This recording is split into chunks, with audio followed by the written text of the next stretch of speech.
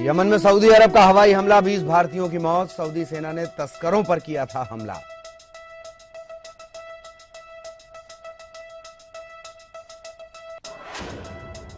महाराष्ट्र के additional chief secretary का बयान, कहा मारिया ही करेंगे शीना हत्याकांड की जांच। मारिया के प्रमोशन को लेकर उठ रहे हैं सवाल। सोनिया गांधी के हवाबाजी वाले बयान पर स्मृति ईरानी का पलटवार, कहा नाकामी छुपाने में जुटी हुई है कांग्रेस, हो गई है हवा।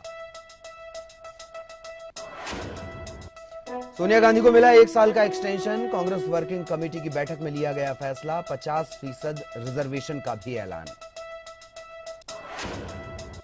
नीतीश कुमार पर चौतरफा हमला, महागठबंधन से निकलते ही मुलायम ने साधा निशाना, मांझी ने भी बोला हमला। मुलायम की मंत्रियों को नसीहत, जनता के बीच जाकर करें काम। अखिलेश ने कहा नट बोल्ट टाइट करना आता है। देश के टॉप कारोबारियों से पीएम मोदी की अपील, रिस्क लें, निवेश बढ़ाएं, चीन की कमजोरियों का फायदा उठाएं।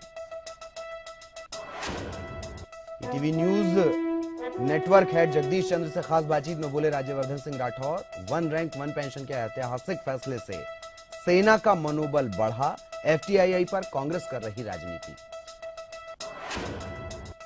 मुंबई में मीट बैन के खिलाफ बवाल, शिवसेना ने किया विरोध। ओवैसी ने बीजेपी सरकार पर बोला हमला, कहा फरमान से फायदा कम नुकसान ज्यादा। गुजरात में गोमांस पर गदर, बीफ वाले पोस्टर पर पॉलिटिक्स अनलिमिटेड। बिहार विधानसभा चुनाव का आज हो सकता है ऐलान, दिल्ली में चुनाव आयोग की हुई अहम बैठक। हाफिज और दाऊद का हमदर्द बना पाकिस्तान, भारत को दी धमकी, कहा दाऊद के खिलाफ किया ऑपरेशन तो मिलेगा करारा जवाब।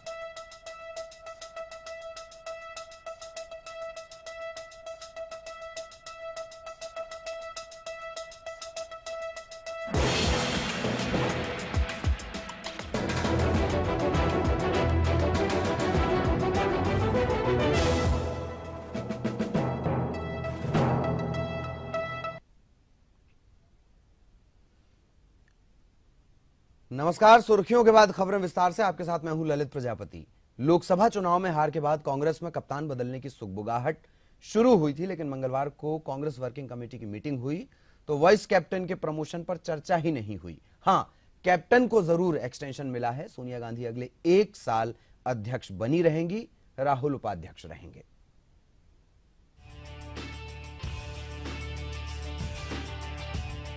नहीं बदला कांग्रेस का कैप्टन, कैप्टन को एक्सटेंशन, वाइस कैप्टन का प्रमोशन नहीं। हार से परेशान कांग्रेस को नए सिरे से जोश भरने की बात हो रही थी। सभी सीडब्ल्यूसी मीटिंग का इंतजार कर रहे थे।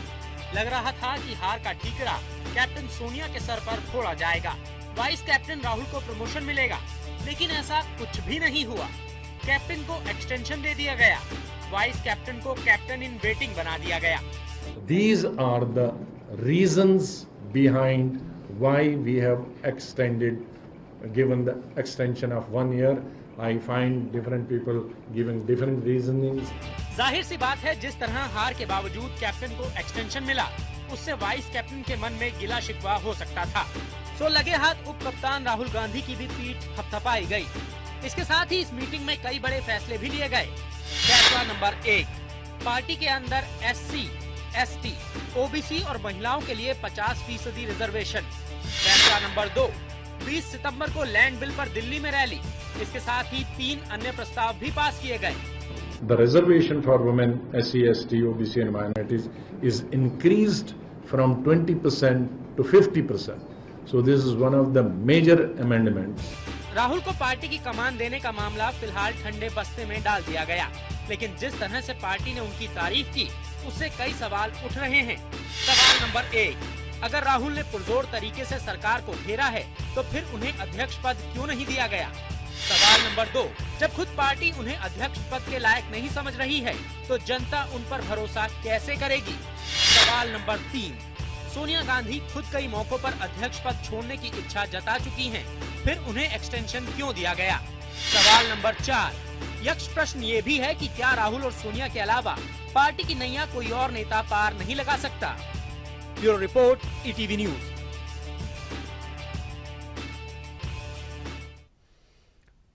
तो कांग्रेस वर्किंग कमेटी की बैठक में पार्टी की हालत सुधारने पर जहां मंथन हुआ है, वहीं विरोधियों की सेहत पर भी सवाल उठाए गए। निशाने पर मोदी सरकार रही।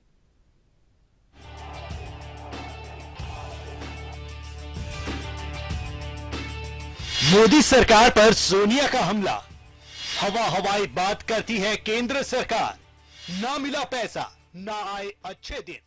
सीडब्ल्यूसी की बैठक तो थी पार्टी की सेहत सुधारने पर मंथन के लिए, पार्टी के तारणहार खोजने के लिए, लेकिन इन मुद्दों से ज्यादा मोदी सरकार की सेहत पर सवाल उठाए गए। केंद्र पर आरोप मढ़ दिया गया कि ये जमीनी हकीकत से दूर है। महंगाई, विदेश नीति सहित तमाम मुद्दों पर सरकार हवा हवाई हो गई है।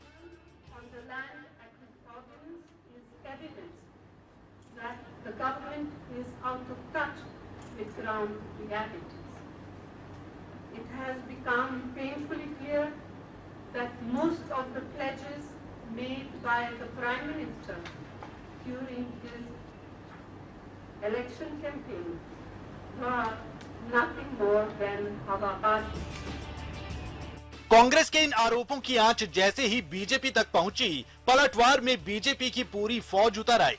एक नेता ने कहा जिन्हें हवा का रुख नहीं पता वो आरोप ना लगाए, तो दूसरे ने कहा अपनी नाकामी का ठीकरा बीजेपी पर ना फोड़ें। देखो, जिस पार्टी की हवा निकल जाती है वो इसी तरह की हवा हवाई बातें करती है। अब क्योंकि इनकी जो है वो पूरी तरह से गणित बिगड़ चुकी है, इसलिए जो है वो राजनीतिक गणित जब बिगड़ जाती है तो इसी तरह के बहके हुए बेसुरे बयान सुनाई पड़ते हैं। कांग्रेस पार्टी 2014 में कांग्रेस के नेतृत्व सोनिया गांधी और राहुल गांधी के कारण वो हवा हवाई हो गई। वो हवाबाजी की क्या बात करेंगे? और कांग्रेस की नेत्री हैं, उनको जवाब देना चाहिए कि आपकी कौन सी पॉलिसी थी, चाहे आर्थिक थी, चाहे विदेश नीति थी या सामाजिक थी, जिसके कारण देश को लाभ हुआ। कांग्रेस ने मोदी सरकार को हवा हवाई कहा तो बीजेपी ने हवा के रुख से इसका जवाब दिया। लेकिन इस आरोप प्रत्यारोप में कांग्रेस की मीटिंग की ही शायद हवा निकल गई। Bureau report, ETV news. इधर बीजेपी के कुछ दूसरे नेताओं ने भी कांग्रेस को आड़े हाथों लिया है कि जिनकी हाथ की सफाई से देश की तिजोरी खाली हुई, आज वो प्रहार करते हैं उन पर जिनके नेतृत्व में देश एक बार फिर विकास की राह पर चल चुका है। कांग्रेस पार्टी का 10 साल का शासन जो रहा है, 12 लाख करोड़ रुपए के भ्रष्टाचार का शासन रहा है। हमारी सरकार पिछले 1 साल में एक अच्छा सुशासन दिया है। अनेक गरीब जनता के लिए आवश्यक अनेक कदम हमारी सरकार ने 1 साल 15 महीने के अंदर उठाया है। हमारा रिकॉर्ड कार्ड देश के सामने है, उनका जो भ्रष्टाचार का रिकॉर्ड कार्ड भी देश के सामने है। देश की जनता ने हमें जिस आशय से अधिकार दिया है, उस आशय की दिशा में आगे बढ़ रहे हैं। पहले कांग्रेस पार्टी को अपने 12 लाख करोड़ का हिसाब देना चाहिए देश को। हमारा हिसाब तो हम देश को दे रहे हैं 1 साल का। इन लोगों ने विगत 10 वर्षों में उनकी सरकार होते हुए देश के आर्थिक व्यवस्था को, देश के गवर्नेंस को एक तरह से गर्त में डालने का काम किया। आज वो देश में विकास के विषय में और गवर्नेंस के विषय में प्रवचन कर रहे हैं, ये वास्तविक रूप में हास्यास्पद है। चलिए बिहार की तरफ चलते हैं। बिहार में जारी चुनावी गहमागहमी के बीच सीएम नीतीश कुमार के खिलाफ विरोधियों ने मोर्चा खोल दिया है। मांझी और गिरिराज के साथ ही कल तक उनके महागठबंधन के सारथी रहे मुलायम ने भी करारा वार किया है।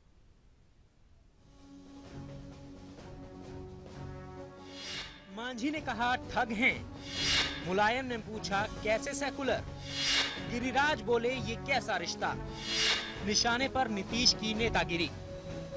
बिहार में चुनावी गहमागहमी के बीच महागठबंधन टूटने से आहत सीएम नीतीश को मरहम की दरकार थी, लेकिन विरोधियों ने उनके जख्म पर नमक छिड़कने शुरू कर दिए हैं। सुर्खियों की सियासत के आदि पूर्व सीएम और हिंदुस्तानी आवाम मोर्चा के अध्यक्ष जीतन राम मांझी ने उन्हें किसानों का दुश्मन करार दिया है। मांझी ने नीतीश पर निषाद समुदाय को भी धोखा देने का आरोप लगाया है। नीतीश कुमार जी कौन गरूरियत में पड़े हुए हैं वो अभी चुनाव के माहौल में है, चुनाव के लिए जितना झांसा हो सके झांसा देने में पड़े हुए हैं।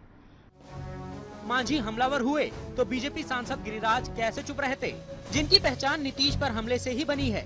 गिरिराज ने कहा कि नीतीश दिन में भी पीएम बनने के सपने देखने लगे हैं। यही नहीं, उन्होंने आरजेडी और जेडीयू गठबंधन की पवित्रता पर भी सवाल उठाए। ठगबंधन हम लोग कहते हैं और स्वार्थों से भरा गठबंधन है। एक मुलायम सिंह यादव जी हट गए, वो गाना है ना, दिल के टुकड़े हजार हुए, कोई यहाँ गिरे कोई वहां गिरे, तो अभी और टुकड़े होने वाले हैं। नीतीश अभी गिरिराज और मांझी पर पलटवार की सोचते, तब तक मुलायम सिंह ने भी तलवार भांज दी। मुलायम ने नीतीश के सेक्युलरिज्म पर ही सवाल उठा दिए, जिसके वो सूरमा कहलाना पसंद करते हैं।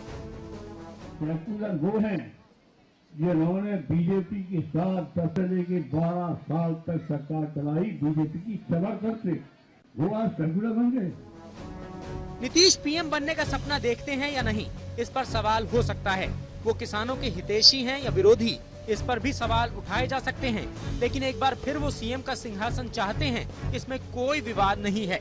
अब विरोधियों के शब्द बाण सहने के आदी नीतीश मांझी और गिरिराज के दिए दर्द की दवा तो खोज लेते, लेकिन मुलायम के आरोपों ने शायद उन्हें सोचने पर मजबूर कर दिया है। Bureau report, ETV news.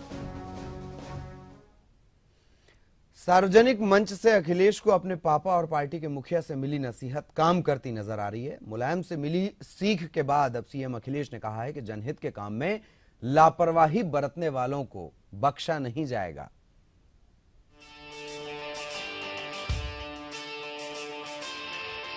मुलायम के कठोर होते ही एक्शन में आए अखिलेश।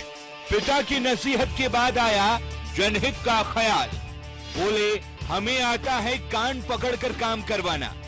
सार्वजनिक मंच से पिता और पार्टी अध्यक्ष की डांट खाकर यूपी के CM Akhilesh Yadav action mode में आ गए हैं। लखनऊ में अपने आवास पर सिंचाई विभाग के एक कार्यक्रम को संबोधित करते हुए उन्होंने कहा कि जनहित में लापरवाही बर्दाश्त नहीं की जाएगी। वो यहाँ तक कह गए कि जो अधिकारी और कर्मचारी काम में लापरवाही करेंगे, उनका नट बोल्ट टाइट करना हमें बखूबी आता है।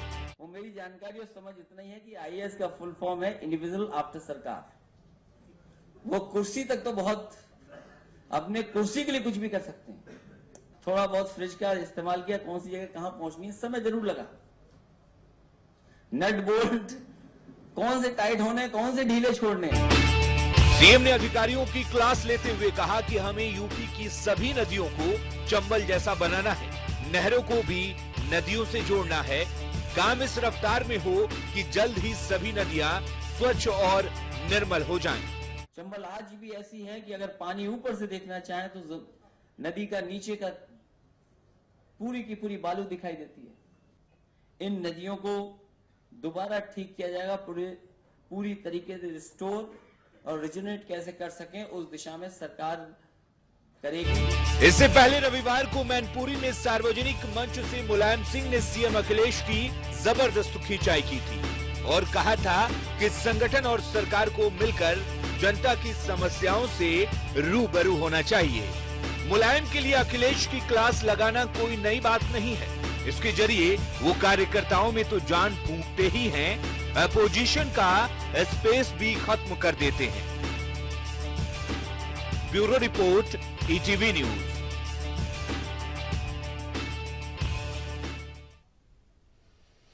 कुछ और खबरें ब्रेक के बाद।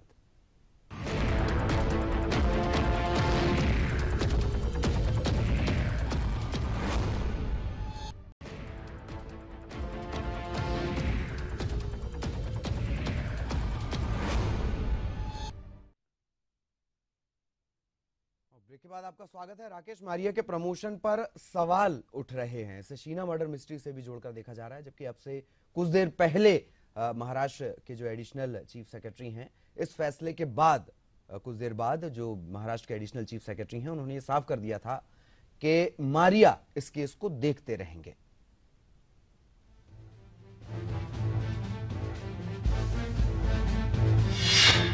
मारिया पर शीना की मार, सीपी के पद से मारिया की छुट्टी, अहमद को मुंबई की कमान। शीना मर्डर मिस्ट्री से अभी सस्पेंस हटा नहीं है। मर्डर के मकसद का पता नहीं चला है और उससे पहले केस की जांच कर रहे राकेश मारिया पर शीना की मार पड़ी है। राकेश मारिया की मुंबई के कमिश्नर पद से छुट्टी हो गई है। हालांकि मारिया का कार्यकाल बतौर मुंबई पुलिस कमिश्नर 30 सितंबर तक था, लेकिन उससे पहले ही उनको इस पद से हटा दिया गया और मारिया को प्रमोशन देकर डीजी होमगार्ड बनाया गया है। अब उनकी जगह मुंबई पुलिस की कमान अहमद जावेद को दी गई है, जो अब मुंबई की सुरक्षा को पूरी जिम्मेदारी के साथ निभाने की बात कह रहे हैं।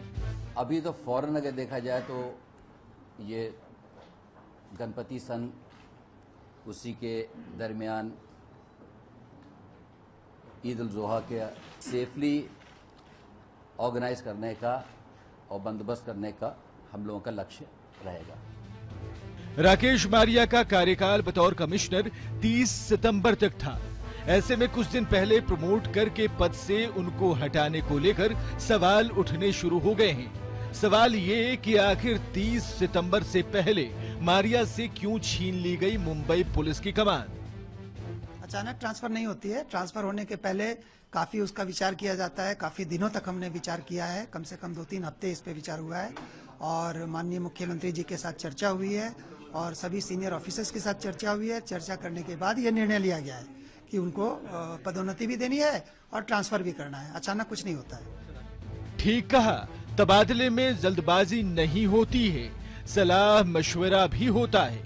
लेकिन नए नियमों के मुताबिक सरकार अगर चाहती तो मारिया को डीजी पोस्ट पर प्रमोशन देकर भी मुंबई का कमिश्नर बनाए रख सकती थी। तो क्या मारिया से नाराज थे सीएम फडणवीस? हाल ही में फडणवीस के मारिया से नाराज होने की बात सामने आई थी, जब उन्होंने कहा था कि पुलिस जितना ध्यान शीना मर्डर केस पर दे रही है, उतना ही ध्यान दूसरे मामलों पर भी दे। अब मारिया पर सरकार की तरफ से सफाई दी जा रही है और नए कमिश्नर साहब की काबिलियत पर पूरा भरोसा भी जताया जा रहा है। वो बात एकदम इससे कनेक्टेड है ही नहीं। इन्वेस्टिगेशंस चलते रहते हैं, ऑफिसर्स बदलेंगे, नए ऑफिसर्स आएंगे, कोई इन्वेस्टिगेशन रुकता नहीं है, वो अच्छी तरह से चलता रहता है। नए आयुक्त भी अच्छी तरह से काम कर लेंगे। आपको बताएं कि राकेश मारिया पिछले 1.5 महीने से शीना मर्डर की जांच कर रहे हैं। हाल ही में उन्होंने कहा था कि वो इस केस को आरुषि केस नहीं बनने देंगे और 30 सितंबर तक केस को क्रैक कर लेंगे, लेकिन इससे पहले उनको बाय बाय कर दिया गया और ऐसे में सवाल उठना तो लाजमी ही है। Bureau report, ETV news. चलिए गुजरात की बात करेंगे। गुजरात में जगह जगह बीफ बैन के पोस्टर लगाए गए हैं। इन पोस्टर्स पर बैन के लिए कुरान का हवाला दिया गया है। ये कहा गया है कि बीफ खाना सेहत के लिए नुकसानदेह है।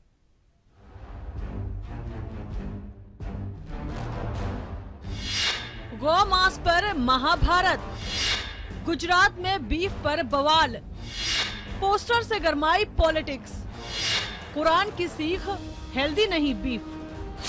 गुजरात में बीफ पर बने इस पोस्टर के बाद पॉलिटिक्स गर्मा गई है। बीफ पर बवाल शुरू हो गया है। गुजरात सरकार के एक बोर्ड ने दावा किया है कि कुरान में बीफ खाने पर मनाही है।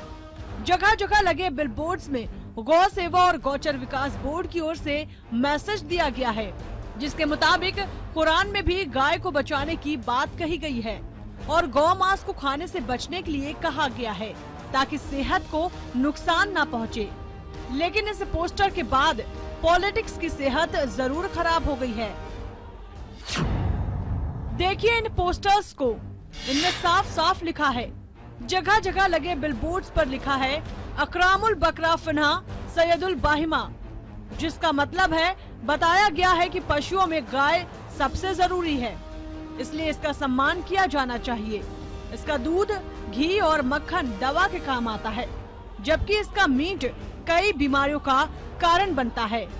लेकिन मुस्लिम स्कॉलर्स कुरान के ऐसे किसी भी जिक्र से साफ इनकार कर रहे हैं। इस प्रकार की कोई बात नहीं की गई है। वहीं गुजरात सरकार ऐसे किसी भी ऐड से इनकार कर रही है।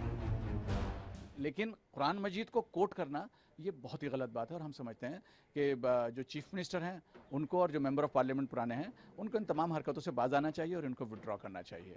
बिना मजहब को समझे स्टेटमेंट करते रहते हैं। जो आपने कुरान पढ़ी नहीं, पाक कुरान शरीफ में जो लिखा नहीं है, उस पाक कुरान शरीफ के नाम से इस तरह की बात करना मैं मानता हूं बिल्कुल ठीक नहीं है। सवाल सेहत का है, लेकिन गौ मांस पर महाभारत शुरू हो गई है, जो फिलहाल थमती नहीं दिखाई दे रही और सियासत की सेहत जरूर खराब होती दिखाई दे रही है। Bureau report, ETV news. और इस पूरे मसले को लेकर नेताओं का क्या कुछ कहना है वो आपको सुनवाते हैं। तो ये इनका एक झूठ का प्रोपेगेंडा है, इसमें कोई सच्चाई नहीं है। हाँ, काऊ बैन है और उस कानून को मानना पड़ेगा, मगर हम नहीं चाहते कि हमको ये लोग कुरान में क्या है सिखाएं। हम कुरान जानते हैं और हम उनको बता रहे हैं कुरान में ये है।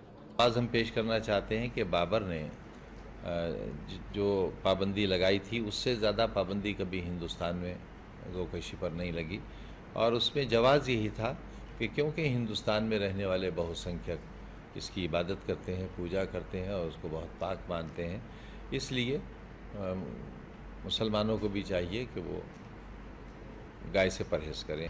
ठीक है, वो जैन लोगों का अपना धर्म है और उनका मानना है कि किसी तरह की भी हत्या नहीं होनी चाहिए, तो ठीक है, उनका अपने धर्म के प्रति जो उनका सम्मान है वो उन्होंने किया है।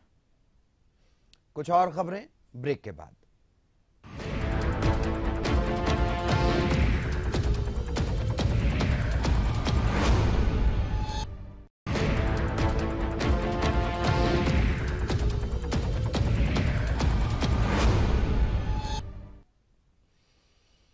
केंद्रीय सूचना और प्रसारण राज्य मंत्री राज्यवर्धन सिंह राठौड़ ने कहा है कि पूर्व सैनिकों को 1 रैंक 1 पेंशन देकर मोदी सरकार ने अपना वादा निभाया है। ETV news network head Jagdish Chandra के साथ खास बातचीत में राठौड़ ने कहा कि कांग्रेस ने पूर्व सैनिकों से जो अधिकार छीन लिया था उसे मोदी सरकार ने वापस दिलाया। राठौड़ ने FTII मामले में कांग्रेस पर देश को गुमराह करने का आरोप भी लगाया। ETV news network head Jagdish Chandra से खास बातचीत में केंद्रीय सूचना एवं प्रसारण राज्य मंत्री राज्यवर्धन सिंह राठौड़ ने पूर्व सैनिकों को 1 रैंक 1 पेंशन देने को ऐतिहासिक करार दिया। राठौड़ ने कहा कि इस फैसले से सेना का मनोबल बढ़ेगा। 1 रैंक 1 पेंशन वाले इशू में क्या आप समझते हैं? बिल्कुल ठीक है, क्योंकि देश के एक वर्ग का मानना यह है कि शायद ज्यादा दिया उन्हें या उनकी मांग जो है थोड़ा सा एक्स्ट्रा अनफेयर थी या कुछ ऐसा था। 40 साल से 1 रैंक 1 पेंशन मांगी जा रही थी, लेकिन उन्होंने चू भी नहीं करा। इसको उठाया ही प्रधानमंत्री मोदी जी ने था चुनाव के समय। तब तक तो किसको याद था कि ये हक, क्योंकि हम इमोशनली कनेक्टेड है। हमारे कार्यकर्ता देश के अंदर लड़ते हैं तो सेना देश की सरहद पे लड़ती है, बराबर हैं हर तरह से। राठौड़ ने FTTI मामले में छात्रों के जरिए देश को गुमराह करने का आरोप लगाया। राठौड़ ने कहा कि FTTI में राजनीति हावी है और कांग्रेस उपाध्यक्ष राहुल गांधी ने अपनी राजनीति चमकाने के लिए संस्थान को सबसे ज्यादा नुकसान पहुंचाया है। राहुल गांधी का क्या रोल रहा, किस तरह से देखते हैं आप उसका? काफी सिचुएशन उससे थोड़ा सबसे बड़ा नुकसान इस पूरे जो एपिसोड के अंदर अगर किसी ने FTII के लिए करा, स्टूडेंट्स के लिए, तो वो राहुल गांधी ने करा। केंद्रीय सूचना एवं प्रसारण राज्य मंत्री राज्यवर्धन सिंह राठौड़ ने कहा कि उनकी सरकार सोशल मीडिया पर किसी तरह के अंकुश के खिलाफ है, बशर्ते कि देश की संप्रभुता को नुकसान न पहुंचाया जाए। और इस सोशल मीडिया के बारे में क्या सोचते हैं? इसे कंट्रोल करने की जरूरत कई दफा अभी भी महसूस होती है। जहां तक सरकार का सोचना है, तो सरकार अगर को डर है या किसी चीज से सचेत है, तो वो देश के विभाजन करने के लिए जो चीज जो सोशल मीडिया का इस्तेमाल हो सकता है उससे सचेत रहती है। ETV news network head Jagdish Chandra से खास बातचीत में राठौड़ ने कहा कि उनकी सरकार चाहती है कि मीडिया अपनी सीमा में रहते हुए स्वयं अपने आप पर नियंत्रण रखे। Thank you so much. Bureau report, ETV news. बहुत अच्छा लगा। गृह सचिव राजीव महर्षि ने गर्भवती महिला की सहायता करने वाले पुलिसकर्मियों को सम्मानित किया है और अच्छे कामों के लिए प्रोत्साहित भी किया। दरअसल कुछ दिनों पहले दिल्ली पुलिस के PCR वैन में कार्यरत पुलिसकर्मियों ने एक गर्भवती महिला की मदद की थी।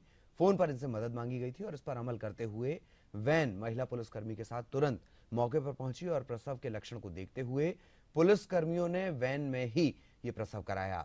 महिला ने पीसीआर वैन में ही एक बच्चे को जन्म दिया था, जबकि दूसरे को अस्पताल में।